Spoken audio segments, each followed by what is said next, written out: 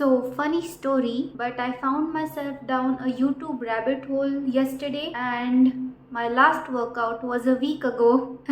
Maybe unstable is my middle name. So today I'm going to tell you how I lock in again so you can do that too, because no stage of your life is permanent, but your goals and your willpower are. And after today, no matter how many times you fall off, you will always identify it and get yourself back together. And I'll be talking about all areas in your life: your work or hobbies, your studies, working out, and diet. But first, before we start, I need you to come to terms with these 5 things. Number one, stop the overthinking spiral. That is always the first thing that I do when I consume more than I create. I start questioning my abilities and delay starting because I need a perfect comeback. But the truth is just this: the longer you wait, the harder it becomes to start. I just wrote this a while ago and I want to read it out for you guys. There is no perfect outcome. There is no one way things could have gone for you, nor would the outcome have changed at any point of time. The last best time for you was yesterday, and the next best is now. And as they say on social media, don't be too hard on yourself for not knowing what only time could teach you. The second point is, don't try to catch up. You cannot catch up on 8 hours of study that you've missed out on the past week in one day. And I know, because the low energy and unwillingness is too real. But I don't want you to treat it like a punishment, because that is just going to make it so much more tougher and bothersome to come back from.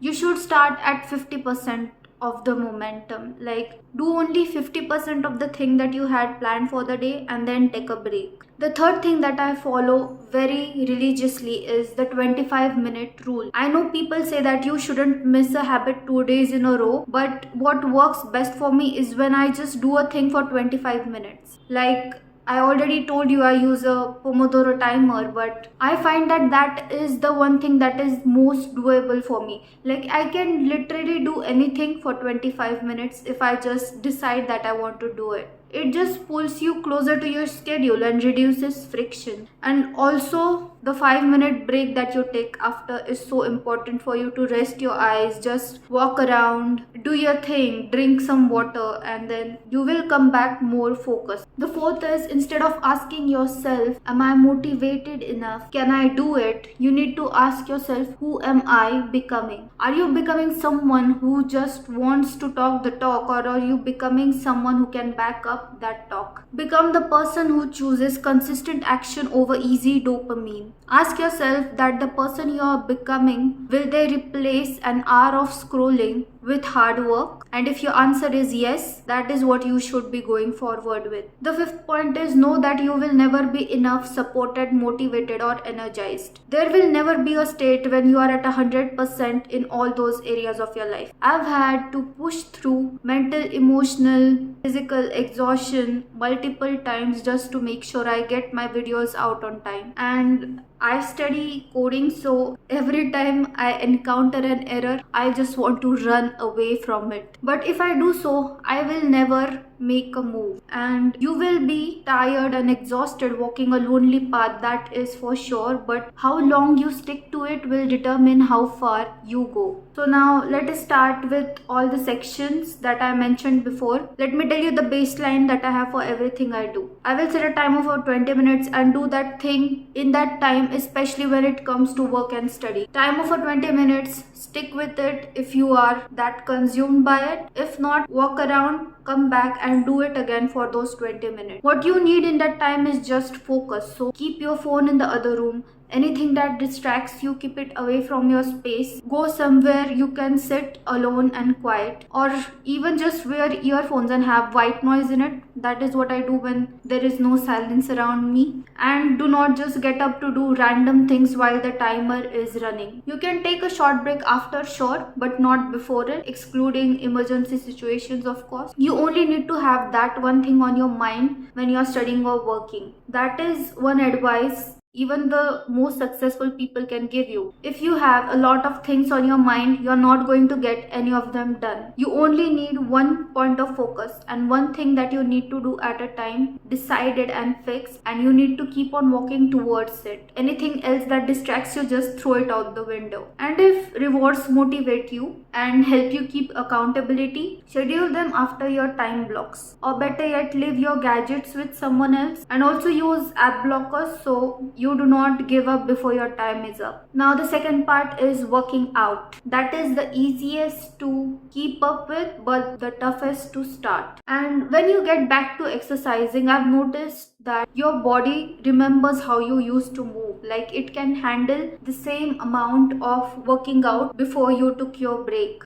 I've always just worked out at home, but one trick that I use when I want to get back is I go back to the beginner's work, like the easiest one. Even if it feels easy for you, it's just no resistance, slower movements, more time, more breaks. And when you feel like you are too tired to continue doing it, you just take a break for 1 to 2 minutes. That is what I do. I just put it on timer. I'll just sit down for those 1 to 2 minutes, pause the video, and then I just get back up and finish it completely. I also like to listen to any upbeat song with like a high beats per minute, and it does work wonders for me. But one thing I want to say is that when you are done with your workout, make sure you do the stretches. It's like a reward at the end of it. Your body will love you for the stretches, and I do it even if I don't complete the entire workout, because it makes sure that I'm not sore the other day and that I am in a good shape to continue to work out the next day. Also, do not just randomly do one set of muscles. Like if you did your arms today, tomorrow do your legs. Then after your arms stop being sore, add them back into the routine, and you just circle things around: arms, legs, abs, whatever is the combination that you want to work on. And I also know some people say that when you start working out again, you should just go on a walk. But I just treat them as separate entities. Like working out has nothing to do with walking. I just walk after dinners every day for like 15 minutes, or go somewhere close, or walk around the house. But I do occasionally go on long walks when I want to save fuel. Yes, I'm that friend who is like, oh, we can just walk to it when it's an hour or two away. And I don't really follow any step goals. I just feel like you should walk whenever and wherever you can. Like even a morning walk to your office or in the breaks in between, that is enough movement for you. And the last part is diet. I feel like I need to talk about it because nowadays there's just a lot of ultra processed, easily accessible, high calorie foods that we reach for and then keep wondering how we gained weight. But you will never stick to your diet if you don't know why you need it in the first place. I gained like 10 kilograms in a year, and my doctor had me do some tests that I never did before because I kept getting sick very often, and that was the wake up call for me. And even though everything came back normal, I just knew that with this body and this routine of eating just what I want to every day until I'm full,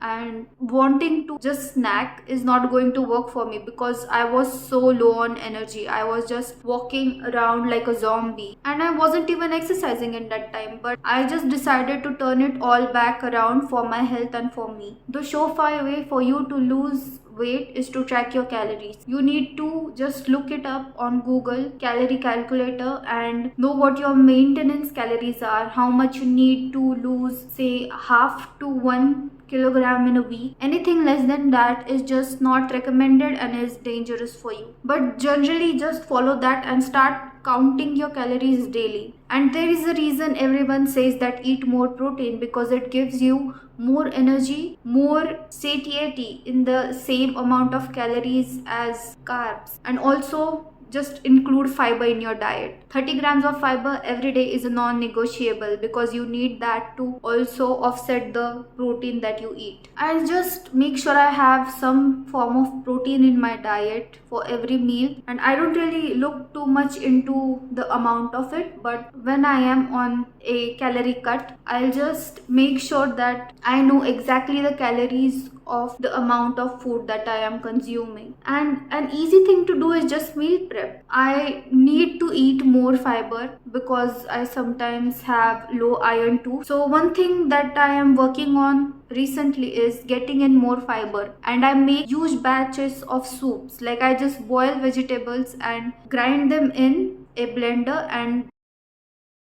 then just drink the soup like that. I'm not too bothered with taste, but you should look up recipes for the vegetables that you would like to eat, or anything that you're trying to include in your diet. Try to find fun recipes for it. There's a ton of it on internet these days. I just make a really astronomical amount of vegetables so that I inevitably have to eat it and they don't go bad. And also they fill you up well, but I don't want you to just be too obsessed or focused on only one macronutrient. Make sure you're getting mix of it in your diet. And also a cool tip for my girls is that you need to eat beetroot, spinach, carrots and cabbage a week before, during and after your period, so you can balance your iron. And always make sure that you eat your veggies cooked and not raw, because it helps with your bloating issues. And I feel like being hungry is a sign that you are losing weight. Like, you need to have some amount less if you are in a cut, and that is going to make you hungry. But what you need to do is not revert back to eating more in that time. You should